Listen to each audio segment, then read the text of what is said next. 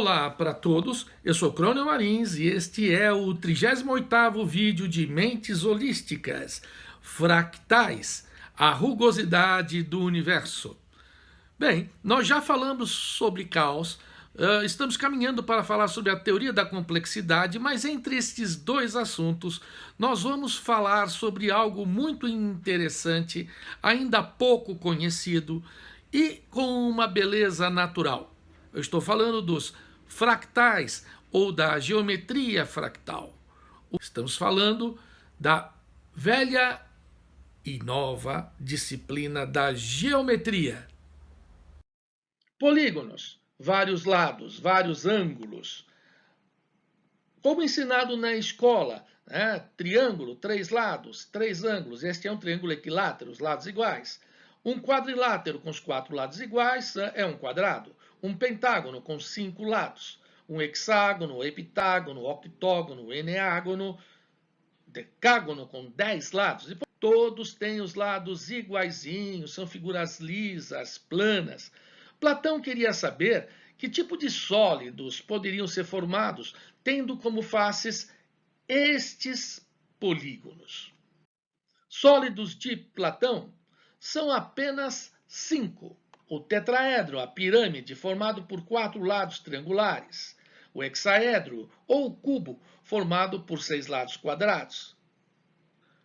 O octaedro, formado por 8 lados triangulares. O dodecaedro, formado por 12 lados pentagonais. O icosaedro, formado por 20 lados triangulares. Platão achava que essas eram as formas dos átomos que compunham todas as coisas e associou essas formas às substâncias então conhecidas: o fogo, o ar, a água e a terra. Sobrou o dodecaedro, que ele associou ao universo. Ele via que essas formas como lisas, planas, bem regulares. Há sólidos não planos, claro. A esfera, o cilindro, o cone, pelo menos uma superfície curva. Mas veja, todos esses sólidos, eles são lisinhos, não? Será que na natureza nós encontramos formas assim? Será que são estas formas, planas ou não planas, que formam a natureza? Começando com o trevo de 4 folhas. Veja, as folhas não são iguais. Eu tenho as bordas denteadas. Eu tenho imperfeições, que nem nesta folha aqui, superior direita. E isso num trevo que é um vegetal muito simples. E o brócolis? Como descrever esta superfície? Então, na natureza, não existe esta regularidade toda, muito pelo contrário. E quando chega no ser humano, aqui temos o cérebro. Olha essas convoluções. É muita superfície para um volume relativamente pequeno. E os pulmões, essa estrutura com brônquios e bronquíolos, ela gera uma superfície de 100 metros quadrados, ou seja, um quadrado de 10 metros por 10 metros dentro de você. Trabalhar com linhas sinuosas ou superfícies e volumes irregulares, no sentido matemático, não é fácil, ou não era fácil antes dos computadores. Hoje, com a possibilidade de simulação nos computadores, qualquer função matemática, por mais estranha, não linear que seja, ela pode ser facilmente trabalhada. E foi assim com os fractais. A partir da década de 70 do século XX, essa nova teoria que se encaixa no que a gente pode ver na geometria da natureza, ela foi desenvolvida muito por conta das possibilidades de computação. Vamos ver que esta palavra significa fractal, Ela vem do latim e ela significa algo quebrado, fragmentado. Para os nossos propósitos, ela também poderia ser traduzida por irregular ou mesmo rugoso. Fractais. O que é isso? A palavra fractal foi proposta pelo matemático Benoit Mandelbrot, que viveu de 1924 a 2010. De origem judaica, nasceu polonês e posteriormente obteve nacionalidade francesa e americana. Estudando funções conhecidas desde o início do século XX, mas ainda pouco estudadas, descobriu propriedades interessantes, como a autossimilaridade, ou seja, a reprodução de resultados em escalas diferentes. Sobre autossimilaridade, temos aqui uma figura obtida de relações matemáticas conhecidas como Mandelbrot set, ou conjunto de Mandelbrot. Vamos pegar esta figura e vamos, utilizando uma lente como se fosse um microscópio, avançando, tornando cada vez mais próximos os detalhes dessa estrutura. O que podemos observar? Podemos observar que a estrutura inicial ela vai se repetindo nas partes, e isto infinitamente. Ou seja, o processo não acaba. Conforme vamos aproximando a lente, vamos descobrindo que o todo está nas partes e as partes estão no todo. Outras características dos fractais são a complexidade infinita e a dimensionalidade não inteira. Complexidade infinita, você pode seguir indefinidamente encontrando as mesmas estruturas em ordens de magnitude cada vez menores. E com relação à dimensionalidade não inteira, este é um conceito matemático que precisa ser contrastado com o conceito daquela geometria que a gente conhece, que é a chamada geometria euclidiana, com dimensões inteiras. Explicando esta coisa de dimensionalidade não inteira. Se eu tenho um ponto na geometria euclidiana, isso tem dimensão zero. Eu não tenho como medir alguma grandeza deste ponto. Se eu tiver uma reta, a dimensão é 1. Eu posso medir a extensão da reta, por exemplo, em metros. Se eu tenho um quadrado, a dimensão é 2. Eu tenho uma superfície e meço em metros quadrados, por exemplo.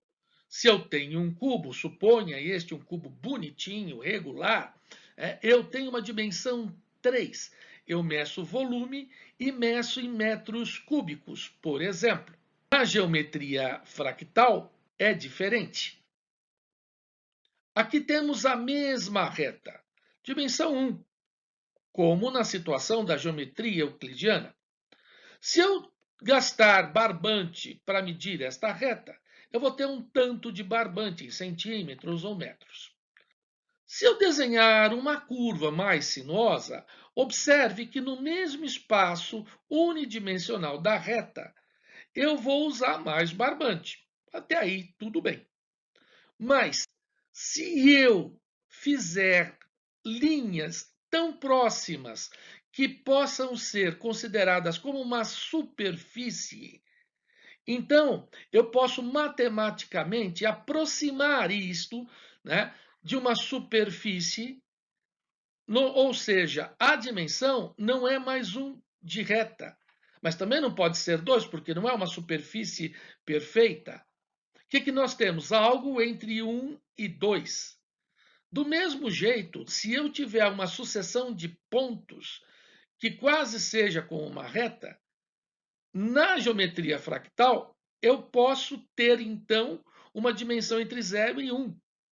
E se eu tiver superfícies próximas, de tal maneira que formem quase um volume, eu vou ter geometria entre 2 e 3.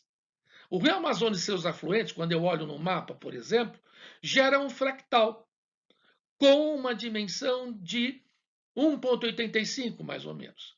E o nosso sistema circulatório também gera um fractal. Nesse sentido, com uma superfície que vai se aproximando de um volume. Nem é 2, nem é 3, está por volta de 2,7. Entendido, não? Vamos ver mais alguns fractais, né, obtidos de relações matemáticas? Aqui temos algumas relações matemáticas simuladas em computador para mostrar as formas que elas representam.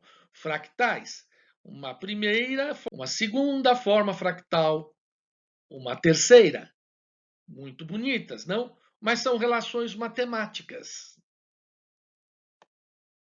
E onde podemos encontrar fractais na nossa realidade?